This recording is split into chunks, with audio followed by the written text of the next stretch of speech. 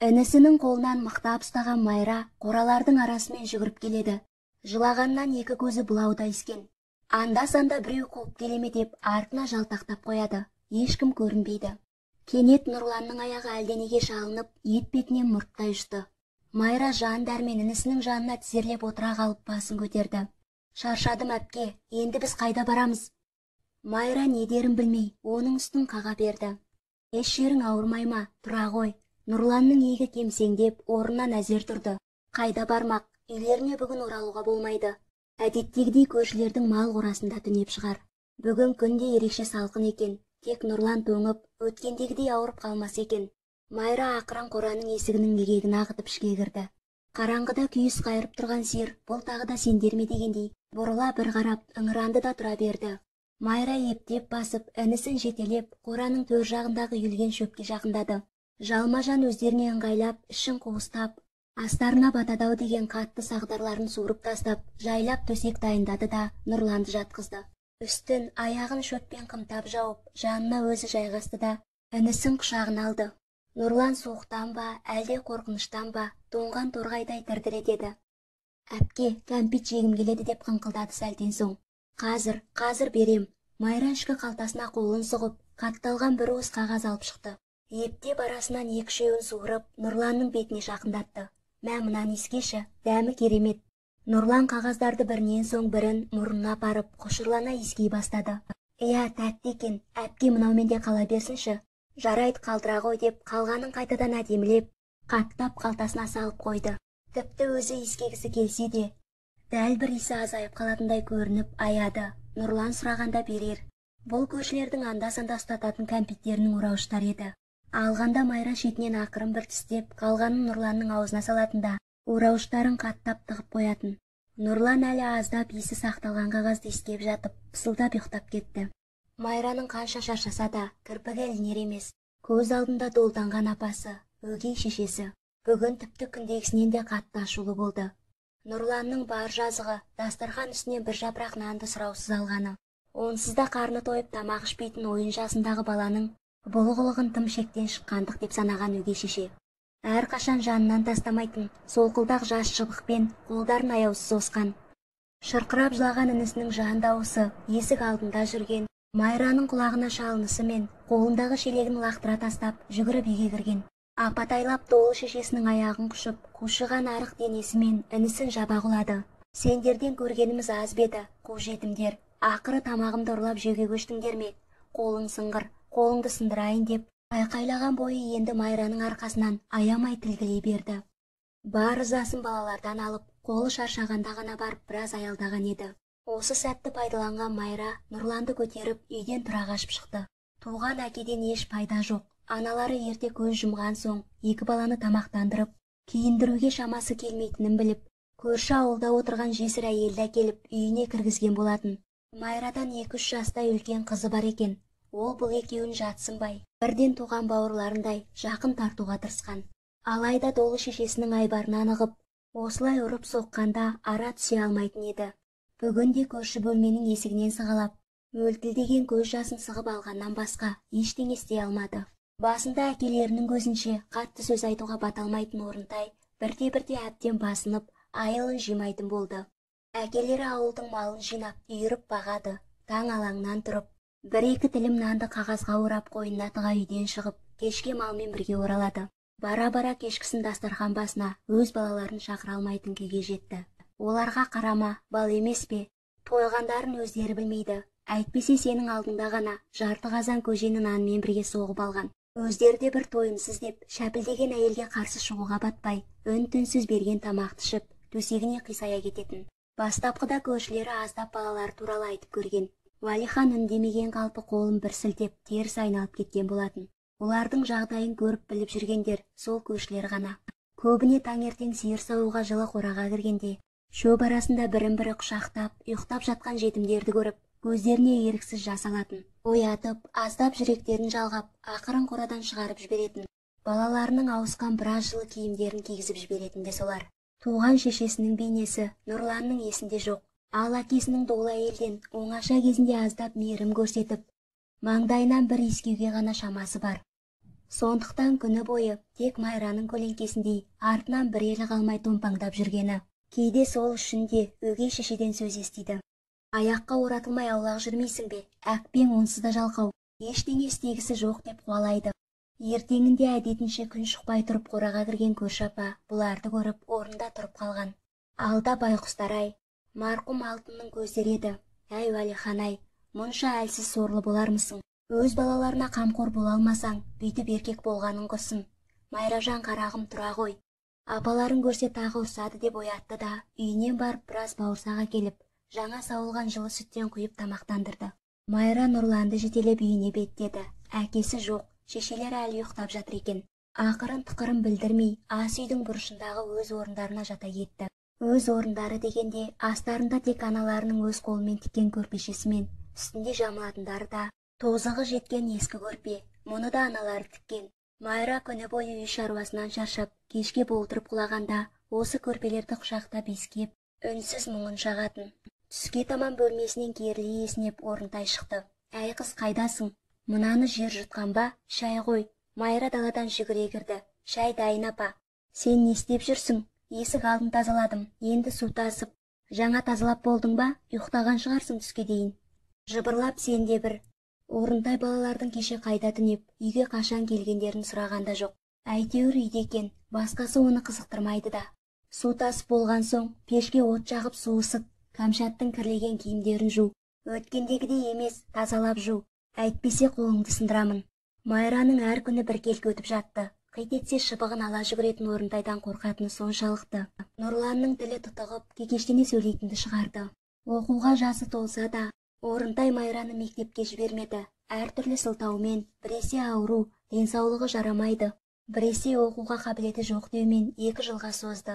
Жасы 9-ға келгенде ауыл өсегінен тайсақтады ма, әлде Уәлиханның күн сайынғы күңкілінен жалықты ма, Майраны мектепке әзер жіберді.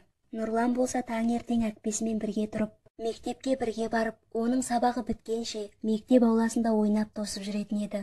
Олардың өмірінен хабардар ауыл мұғалімдері үзіліс арасында екеуін жеке шақырып, азын-аулақ тамақ беріп қарайласып жүрді. Майра 8 жылдық мектепті бітірген соң, Орынтай оның ары қарай оқуына үзілді-кесілді қарсы болды. Басқа ауылға жіберіп оқытам деп, қызыңнан біржолата айырылғың келе ме? Осы оқығаны да жетер. Көзден таса болса бұзылады. Өзі әрең жүрген қыз деп жүріп, әйтеуір Уәлиханды көндірді. Майра енді үй мен дала шаруасын толығымен өзі атқаратын болды. Тек арасында Нұрланның сабағына болысып, қадағалауға уақыты әзер жетеді. Уәлихан өз шарасыздығына әбден көніп, ендігі үйге аздап ішіп келетінді шығарды. Тек сол арақтың буымен өзі көргісі, естігісі келмейтін үйдің келеңсіздігіне бұрынғыдан бетер немқұрайлықпен қарап, тамағын ішер-ішпестен ұйықтап қалатын еді. Соңғы кезде Орынтайдың миын тескен бір ой күні-түні маза бермейтін болды. Үйде бой жетіп отырған 2 қыз бар, екеуін де өзі ойлағандай қалың мал алып күйеуге берсе, оның қызығында өзі көрсе. Әрине, Кәмшатын бір жақсы жерге құтты орнына қондырса, Майраның жарасы жеңіл. Ауылдан ұзатпай, өз маңайынан біреуді тапса, тіпті әйел үстіне беруге де қарсы емес. Тек өз айтқанынан шықпай, күнделікті бір уақыт келіп, мұның да үй тірлігін атқарып отырса болғаны. Бірде Орынтай аяқ астынан астан ұшынды ма, ыстығы көтеріліп, ішкен асын қайта-қайта құсып ауырып қалды. Әй Майра, тез барып дәрігерді ертіп кел. Кәмшат жанымда болсын деп жұмсады. Майра жүгіріп далаға шықты. Ауылдың дәрігерлік бөлімшесі едәуір алыс болатын. Екі өкпесін қолына алып, жүгіре басып ішке кірген Майраны ешкім қарсы алмады. Енді қайттым. Дәрігерсіз барсам апам мені өлтіретін шығар. Далаға шыға берген ол, табалдырықта бейтаныс жігітпен қақтығысып қала жаздады. Сәлеметсіз бе, сіз кімсіз? Жігіт бұған күле қарады. Өзіңіз кімсіз? Мен дәрігер тәтені іздеп келдім. Апам ауырып қалды. Дәрігер тәте бір науқасқа шақыртумен кеткен. Мүмкін менің көмегім тиер. Жоқ, рахмет. Мен дәрігерді тосамын. Өзіңіз біліңіз деді де. Сәлден соң, негізі мен де болашақ дәрігермін деп қосты. Сіз бе? Күлкімді келтірмеңізші. Неге? Мен 2 жылдан соң дәрігерлік оқуды бітіремін. Қазір тәжірибе жинауға осында жіберген. Майра біраз ойланып қалды. Не істесем екен? Апам үйде мені, яғни дәрігерді күтіп жатыр. Ол қай уақытта келеді? Майра басын көтеріп, жігітке тіке қарады. Ағай, онда менімен жүріңізші. Тек апама тәжірибе жинап жүргеніңізді айтпаңыз. Ол ешкімге сенбейді. Мен де сөз естимін деп кібіріктеді. Әрине, күте тұр. Керек жабдықталайын. Үйге Майрамен бірге кірген жас жігітке Орынтай таңырқай қарап, Мұның кім тағы? Сені дәрігерге жібермеп педім. Бәсе қайда жоқ болып кетті десем деп, басын көтеріп жекіре сөйледі. Апа, бұл ағай жаңадан келген мықты дәрігер екен. Өз дәрігеріміз ауданға кетіпті. Тым жас екен, не білер дейсің деп, сенімсіздене қараған Орынтай төсегіне қайта жатты. Амансыз ба апа? Мен солай жас көрінемін, бірақ тәжірибем мол. Қане, алдымен сізді қарап шығайын. Қай жеріңіз ауырады? Біраз уақыттан соң тәжірибесі мол, өзі сыпайы дәрігер Орынтайдың көңілінен шыға бастады. Міне, маған дайын күйеу бала. Кәмшатыма осындай күйеу, ал маған осындай дәрігер керек. Қартайған шағымда дәрігерге де көп шығындалмаймын. Кәмшат қызым, шай демдеп жібер. Менің жанымды ажалдан алып қалған адамды қалай құрауы жібереміз. Майра дастархан жаюға кірісе берген еді. Ал сен қора жаққа барып шаруаңды асықпай тындыр. Нұрланның да сабақтан келер уақыты болды ғой. Келсе ерте кет, саған көмектесін деп, Орынтай төсектен басын көтерді. Бар енді тез. Майра сөзге келместен жылдам жиналып далаға шығып кетті. Арада 1 сағат уақыт өткенде дәрігер жігітпен Кәмшат үйден шықты. Қақпа алдына дейін шығарып салған Кәмшат үйге кірісімен дәрігер біреуді көзімен іздегендей болды. Қораның есігінен сығалап тұрған Майраның жүрегі дүрсілдеп кетті. Бірақ оның көзіне түсуге ұялып қорадан шықпады. Ертеңінде Мирас Орынтайдың халін білуге қайта келді. Майра бұл кезде әдеттегідей есік алдына су шашып сыпырып жүрген еді. Қақпадан кіріп келе жатқан Мирасты көріп, өзінен өзі қымсына қызарып кетті. Сәлеметсің бе Майра? Апаң қалай, тәуір болды ма? Иә, тәуір. Үйге кіріңіз, апамдар үйде деп, үстіндегі жүдеу киімінен қысылып, әрі терезеден мұның сөйлесіп тұрғанын көріп қояр деп қорқып, есікті нұсқады да өзі қора жаққа бұрылып кетті. Мирас оның артынан біраз қарап тұрып, қорадан қайта шықпайтынына көзі жеткесін үйге бет алды. Орынтай оны бір көптен көрмеген ет жақындай қуана қарсы алды. Қолың жеңіл екен балам, тез айығып келемін. Қане төрлет. Кәмшат түскі ас әзірлеп жатыр. Бізбен бірге тамақ ішіп кет деп бәйек болды. Жоқ апа, рахмет, басқа ауруларға баруым керек, тағы келемін ғой деп асыға бастады. Орынтай көзімен Кәмшатқа әлденені ымдап, әй Кәмшат, менің дәрілерім таусылыпты ғой. Мына баламен барып әкеп берсең қайтеді деп немқұрайлы жұмсаған болды. Апа, дәрігер басқа ауруға барады екен. Кейінірек барармын деп еді, ештеңе етпес, көп уақытын алмайсың. Маған ол дәрі қазір қажет, тез кейін де бірге бар деп, өзінің дегенін орындататын әдетіне басты. Кәмшат пен Мирастың үйден бірге шығып, көшеге бет алғанын көрген Майра біраз қалшиып тұрып қалып, есін тез жинап, бір күрсініп жұмысын жалғастыра берді. Жол жөнекей Мирас Кәмшат пен ескі танысындай әңгімелесіп, бұлардың өмірінен біраз мағлұмат алды. Дола елдің құрсағынан шығып, адуынды мінезін көріп өссе де, Кәмшат жаны нәзік, бауырмал қыз еді. Мирасқа өз отбасында болып жататын кейбір көлеңсіз жайларды тұспалдап айтып, біраз нәрсенің бетін ашқандай болды. Өзінің Майраға қатты жаны ашитынын, бірақ қатыге шешеге қарсы келіп, араша түсе алмайтынын да айтып берді. Кешкісі Майра әдетінше сиырларды сауып болып, орындарына байлап жатқан, артынан Кәмшат келіп дыбыстады. Жалт қараған Майраға ернін басып, түш деп белгі беріп, ақырын жанына келді. Білесің бе, Мирас жаман жігіт емес сияқты. Сен қалай ойлайсың? Мен ол туралы тіпті ойламаймын. Мүмкін солай да шығар. Сен не, оны ұнатып қалдың ба десе де, өзінің беті дуылдап кетті. Кәмшат жалғастыра берді. Жүзі жылы, сыпайы жігіт, кімге болса да ұнайды ғой ондай жігіттер. Екеуі бой жете бастағалы, оңаша айтатын кейбір әңгімелері. Осылай жігіттерге келіп тірелетін. Бірақ қатал шешенің уысынан шықпай, үйден бір адым ұзап көрмеген қыздар, ауылдың ешбір жігіттерін танып білмейтіндей еді. Бүгін Мирас сен туралы көп сұрады. Сенің атыңда тағанда, дауысы біртүрлі өзгеріп кетеді деген оның сөздерін естісе де естімегендей, екі беті қызарып теріс айналды. Қойшы, ол мені қайтсын, саған солай көрінген шығар деді. Рас айтам, ол сені шын ұнатып қалса қайтесің. Кәмшат оның бетіне сынай қарады. Болмайтын нәрсені айтып, несіне аузыңды шаршатасың? Жүр үйге кірейік, апам күтіп қалған болар. Мирас күн аралатып, Орынтайдың денсаулығын сұрап, қан қысымын өлшеп беруді әдетке айналдырды. Ол келгенде Орынтай жайылып жастық, иіліп төсек болып, Кәмшатқа шай демдетіп, әр сылтаумен екеуін оңаша қалдыруға тырысатын. Бүгінде көршінің үйіне кіруді сылтауратып далаға шыққан еді.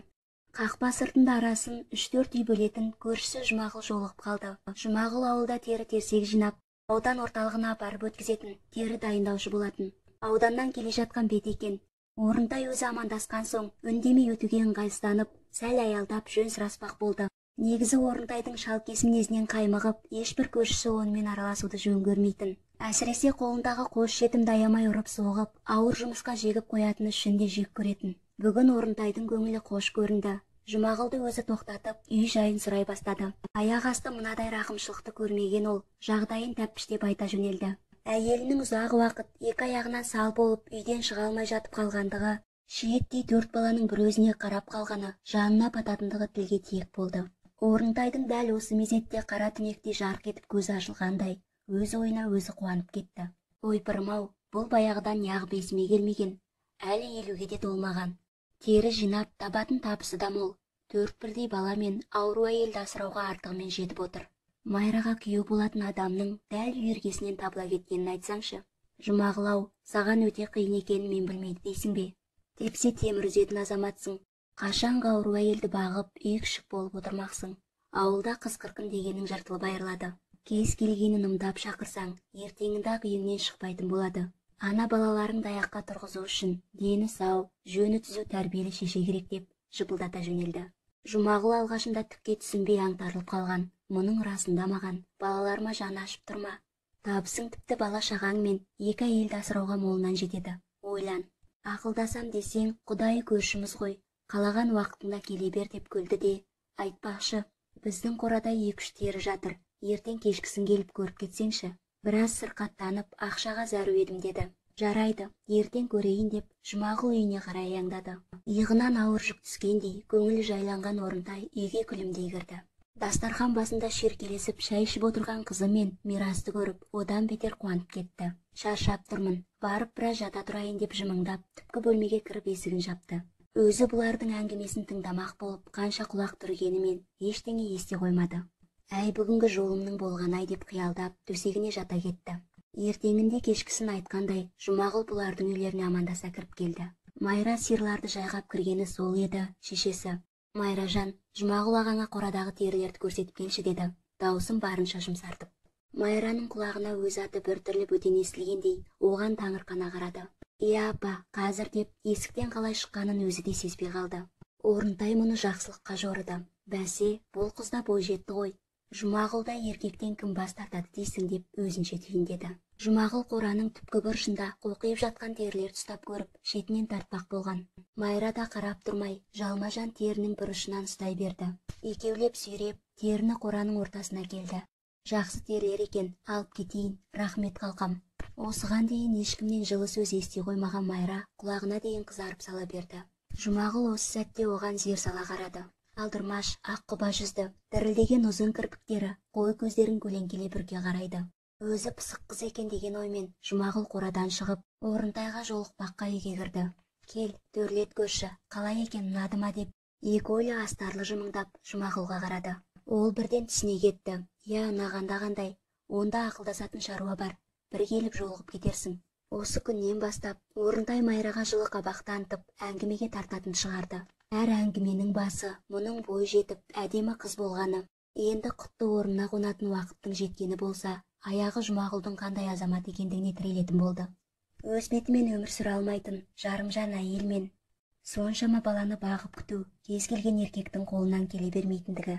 Мұндайлар өмірде санаулы ғана екендігі, оның табысы да мол, қолы ашық, мұны да үлде мен бүлдеге орайтындығы енді күнделікті тақырыпқа айналды. Бірде Кәмшат шешесінің көңіл күйінің хош екенін пайдаланып, апа, кешкісін Майраны ертіп, Мирасқа барып біраз әңгімелесіп келейінші деп күмілжіді. Майраны қайтесің, ол маған көмектессін, өзің бар.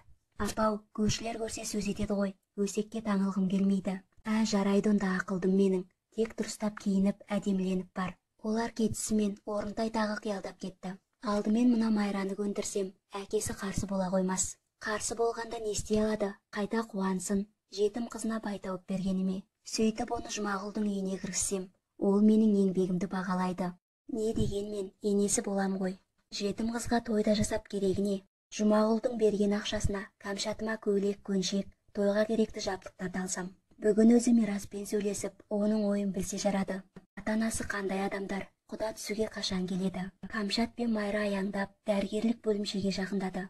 Мирас бір сөзінде кешкілікке жұмыстан жайрақ шығатынын айтқан еді. Кәмшат есікті қысылат қылдатты. Кіре беріңіз, есік ашық.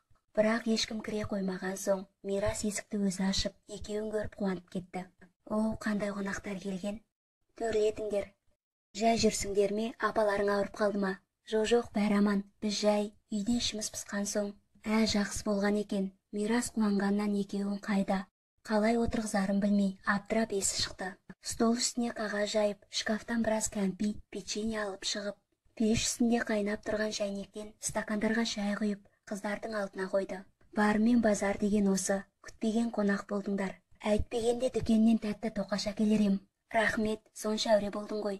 Біз біраз отырып қайтамыз. Асықпаңдар, әңгімелесейік. Менің де оқуыма қайтар уақыт жақындады. Солай ма, қашан кетесің? Енді 10 күнде қалды. 2 ай тез өте шығыпты. Өздеріңдей жақсы қыздармен таныстым. Майра әңгімеге араласпай, басын төмен салған күйі үнсіз отыр. Майра, үндемейсің ғой, әңгіме айтсаңшы. Ол одан бетер ұялып кетті. Камшат орнынан тұрып, Мирас, мен есік алдына шығып келейінші деп Майраны түртті. Сен отыра бер, қазір келем, қорықпа. Бөлмеде ұшқан шыбынның ізің естілердей тыныштық орнады. Сәлден соң Мирас, Майра, менен қысылма, мен сен туралы бәрін білемін. Камшат бәрін айтқан деді. Нені айтты? Барлығын, сенің өміріңді. Нұрланды қандай қиыншылықпен жетектеп жүріп өсіргеніңді.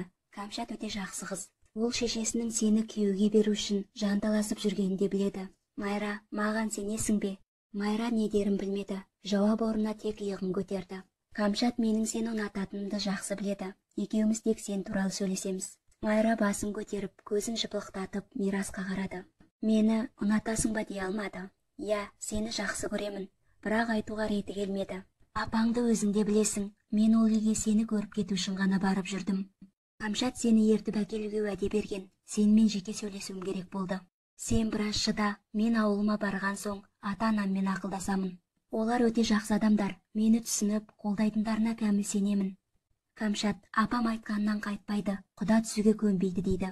Мирас Майраның қалтыраған қолдарынан ұстады. Қорықпа, маған сенші, сені еш уақытта жалғыз қалдырмаймын.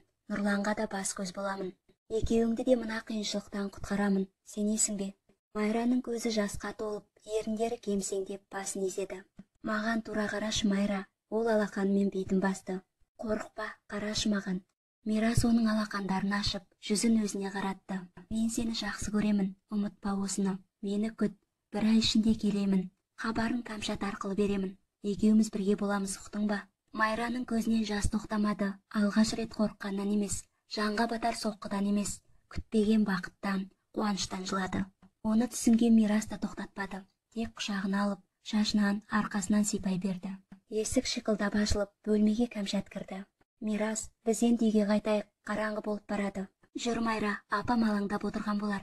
Сол күннен бастап, Майра өзін мүлде басқа жандай сезінді. Шешесінің ұрсып жекуі, әкесінің үнемі мас күйінде жүретіндігі бұрынғыдай көңіліне қаяу түсірмейтін болды. Қайта анда-санда өз-өзінен езу тартып, күлімдеп жүретін болды. Орынтай бұл өзгерісті байқап, өзінше жорыды. Қыз Жұмағұлға күйеуге тиетініне көзі жетіп, бақыттан бас айнала бастады. Оны Жұмағұлға жеткізіп те үлгерді. Тездету керек, мына қыз айнып қалмай тұрғанда деп, оған тойға дайындала беруге кеңес берді. Сөйтіп жүргенде арада 1 айдай уақыт өтті.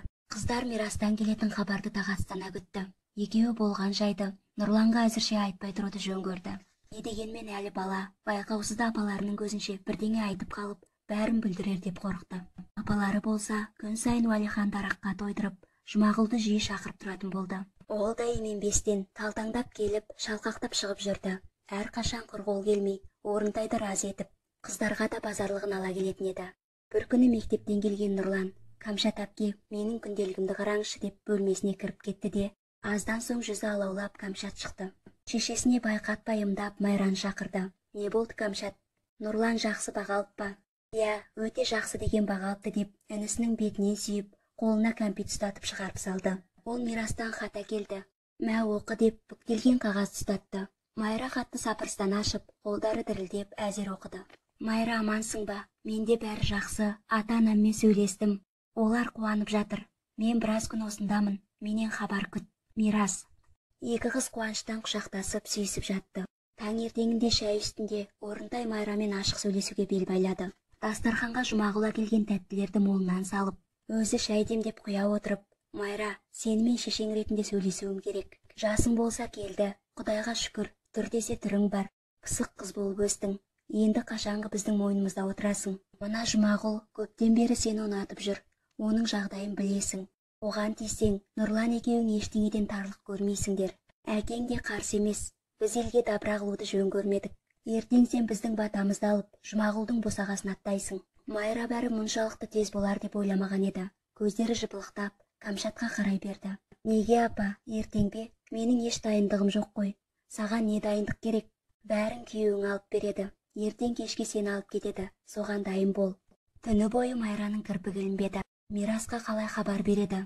Кімнің үйіне тоқтағанын да білмейді. Бар сенері тек Кәмшат. Ертеңінде Майраның ойы оңға, саны саққа бөлініп, құдды түрі өліктей сенделді жүрді. Көздеріне жас тығылып, жарасыздықтан басы қатты. Кеш жақындады. Әні-міне дегенше күйеу де келіп қалар. Майра іштей бір шешімге келді. Оған тоқал болғанша өлген артық. Әкесінен қайран жоқ. Тек інісін қалай тастап кетпек. Орында ерекше шаттанып, ыңылдап әндетіп қазанға ет салды. Тұңғыш рет өзі дастархан жайып, үстін жайнатты. Не дегенмен бір қызын күйеуге бергелі отыр емес пе? Бір кезде бөлмесінен әдемілене киінген Кәмшат шықты да, апау деп шешесінің иығына асылды. Апа, Майраны жездемнің үйіне өзім апарайын. Қазір келсе, солай деп үйіне қайтарыңыз, барып дайындық жасасын. Мен жанында болсам, Майра қорықпай босағасын аттайды. Әпкесімін ғой, ақылымды айтамын. Жарайды де Шапатай. О, ақылыңнан айналдым құлыным. Сөйте ғой, әйтпесе мына ақымақ бірдеңені бүлдірер деп қызының маңдайынан сүйді.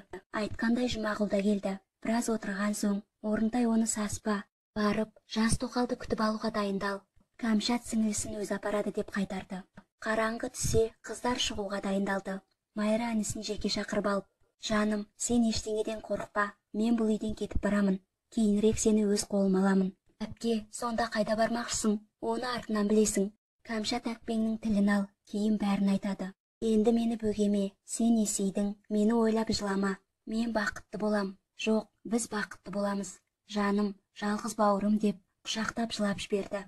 Сабағыңды жақсы оқы. Мен не істесем де сенің бақытың үшін істеймін. Осыны ұмытпа.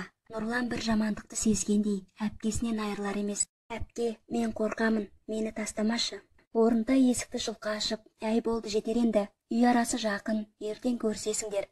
Жамандық шақырмай тый көзіңнің жасын деп жекіріп қалып еді. Нұрлан жым болды. Өксігін баса алмай, әпкесіне жаутаңдап қарай берді. Жыламай айналайын, айтқандарымды ұмытпа. Сау бол деп, көзінің жасын тия алмай, Кәмшатқа ілесіп үйден шыға берді. Қақпадан шыға сала, Кәмшат оны жүр тезірек деп, қолынан ұстап сүрелей жөнелді. Қайда деп сұраған Майра жоқ, не болса да тағдырына көніп, оның артынан ере берді. Қораны айнала бере, алдарынан қарауытып бір адам шығып, бұларға қарсы жүрді. Кәмшат, Майра сендерсіңдер ме? Таныс дауысты естісе де, Майра не болғанын түсіне алар емес. Иә, бұл біз, тезірек кетейік бұл жерден. Екі аттап жандарына келген Мирас, аяқтары бүгіліп, құлап бара жатқан Майраны сүйе білгерді. Қорықпа жаным, мен келдім, жаныңдамын. Кеттік. Мирас тоқта, тыңдашы деп Кәмшат оның жеңінен тартты. Сендер тез кетіңдер, мен үйге оралайын. Кәмшат, апаң сезіп қалады ғой. Жоқ, сездірмеймін, біраздан соң кіремін. Сұраса Майраны кіргізіп қайттым деймін.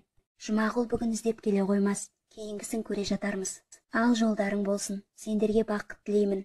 Мирас оны құшақтап, нағыз дос болуға тұратын қызсың, рахмет саған деді. Қайдағы дос, сен маған енді күйеу баласың, Майраны бақыт дед. Ол соған әбден лайықты жан, әлі кездесеміз ғой. Майра есін әзер жинап, әпкесін бетінен сүйіп, Нұрланды өзіңе тапсырдым, әзірше бас көз бол деді.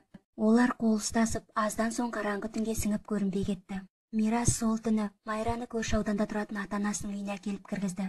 Туыстары жиналып, жас келінді қарсы алуға дайын отыр екен. Шашу шашылып, табалтырықтан оң аяғымен немене аттаған келіннің басына ақ жаулық салынды. Мирас Майраны жетелеп, төрде отырған анасының алдына келді. Анашым, міне көптен күткен келініңіз Майра. Ақ батаңызды беріңіз. Жандарым менің, бақытты болыңдар деп кемсеңдей берген ананың бетіне қарауға ұялып, Майра көзін көтермеді. Маған жақында балам, маңдайыңнан сүйейін. Мирас тартыншақтаған оған. Жақындасаңшы қорықпа деп сыбырлады. Сонда ғана басын көтерген ол. Алдында отырған ананың екі қолының шынтағынан жоқ екенін көріп, етбетінен тізелерін құшақтай алдына жығылды. Мирастың ата-анасы расында өте мейірімді, жақсы адамдар екен. Майра осы уақытқа дейін ешқашан сезіп білмеген ата-ананың шын махаббатына бөленіп, дүниедегі ең бақытты жанға айналды. Енесін жас баладай мәпелеп күтіп, жуындырып, шайындырып, өз қолымен тамақтандырып, жанынан бір ел ұзамады. Жастайынан ауыр жұмыс деп, қиыншылыққа пісіп өскен ол үлкен бір үйдің шаруасын дөңгелетіп әкетті. Мирас үш ағайынды жігіттердің үлкен екен. Қайындары жеңгелерінің пысықтығы мен мейірімділігіне тәнті болды. Майраны алаңдататыны тек інісі Нұрлан еді. Не күйде жүргеннен хабарсыз. Арада 10 шақты күн өткенде Мирастың ата-анасы салт бойынша құдалардың алдынан өтуді жөн көрді. Нұрланды да өздерімен ала келмекші болды. Біраз жол жоралғысын дайындап, бірнеше адам Майраның ауылына жолға шықты. Сол түні қайтып оралған олар өздерімен бірге ең ауыр хабарды ала келді. Бұлардан 2 күн бұрын Майраның жалғыз інісі жан бауыры қаза болған екен. Қашып кеткен Майрадан қалай өш аларын білмей, аласұрған қатыгез шеше күн түндемей Нұрланның құлақ етін жеп, қарғап-сілеп маза бермеген. Ара түскен Кәмшатты қоса ұрып, үйдің әбден берекесін алған. Көзін ашып, ес білгеннен ұрыс керіс естіп, ашы таяқ жеп өскен. Енді жанында арқа сүйер әпкесі де жоқ.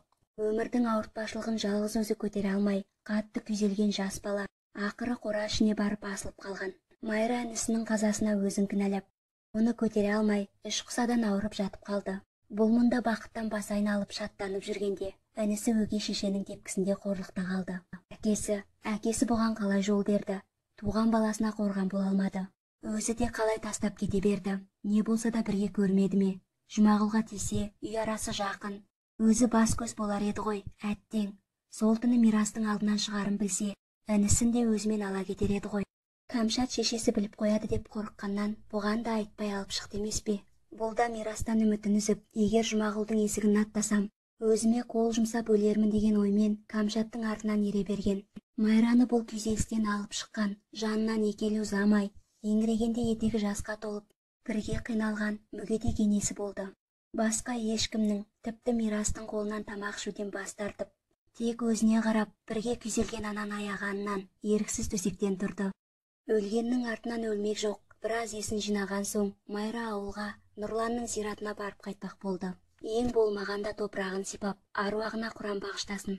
Мирас әке шешесін Майраны алып жолға шықты. 3-4 сағаттан соң бұлар ауыл маңындағы зиратқа жақындағанда, бейіт басында шоқиып отырған жалғыз адамды көрді.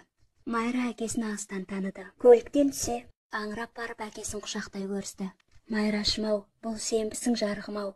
Нұрланымыз бізді қиып тастап кете берді ғой. Аналарың алтынға берген, сөзімде тұра алмадым. Сендерді қорғай алмадым мен бейбақ, кешіріңдер мені. Екеуің де менің әлсіздігімнен не көрмедіңдер. Сен қашып кеткенде, ішімнен қатты қуанып едім. Бағың ашылар деп, Нұрланды да мына азаптан құтқарар деп сенгем. Үлгермедің әттең. Сен кетсең де, жанында әкесі мен бар едім ғой. Бірақ менен не пайда? Құдай мен алмады ма, Нұрланымды алғанша? Үйілген топырақты құшып, өкірген Уәлиханды Мирас пен әкесі әзер тұрғызды. Құран оқылған соң, Уәлихан жаңа құдаларына үйге жүріңдер дей алмай, көзімен жер шұқып, еңсесі түсіп отырып қалды. Сізді алып кетейік, бізбен жүріңіз деп жалынған Майра мен Мирасқа. Жоқ балалар, мені әурелемеңдер. Менің ендігі қолымнан келері, баламның басына келіп Құран оқып, алдымен Алладан, сосын баламның аруағынан кешірім сұрау. Қанша өмірім қалды ғой дейсіңдер деп қоштасып қала берді. Арада тура 1 ай өткенде, Уәлихан сол зират басында жан тапсырды. Уақыт болса зырлап өте берді. Жан жарасында емдейтін уақыт қой. Нұрлан мен әкесінің жылдық асын бергеннен Майра да есін жиып, айналасына шуағын шашып, қайтадан бұл үйге бақыт кіргізгендей болды. Бірде енесін тамақтандырып отырған, апа, мен ұшынып қалсам керек, жүрегім айни береді, шықтап бересі бе деп өтінді. Жарайды жарығым, кесемен су әкел. Іле ұрттаған суына шашалып қала жаздап, не дейсің? Қашаннан бері деді ентігіп. Не қашаннан бері? Қашаннан бері жүрегің айниды. Біраз болған. Мирасқа айтуға қорқам, ол тағы дәрілерін ішкізеді. Жек көрем сол дәрі дегенді. Құлыным-ау, ішпе ол дәрілерді. Бірақ айт, тексерсін. Әлмен сол тексерусіз-ақ біліп отырмын деп қуанған енесіне. Майра таңырқай қарады. Менің ауырып қалғаныма қуанып отырсыз ба, апа? Жоға балам, сен ауру емессің. Сен бізге немере сыйлайсың. Шын ба, апа? Рас айтасыз ба деп, алдын аяқтарын құшақтап, тізерлеп отыра кеткен. Майраны енесі еміреніп сүйе берді. Арада талай жылдар өтті. Мирастың ата-анасы әлде қашан өмірден озған. Өздері де 2 ұл, 1 қыз бағып өсіріп, үлкен шаңырақ иесі болып, ел абыройына бөленді. Кәмшат та өзі ауылдасына тұрмысқа шыққан. Мирас Майраны еш ренжітпей, алақанына салып аялап келді. Майра балалары кәмпит жеп, лақтырып тастаған қағаздарды жинап, иіскеп отырып, інісі Нұрланды жиі еске алады. Сондай шақтарда құлағына, әпке, кәмпит жегім келді деген оның мұңды даусы естілетіндей сезінетін.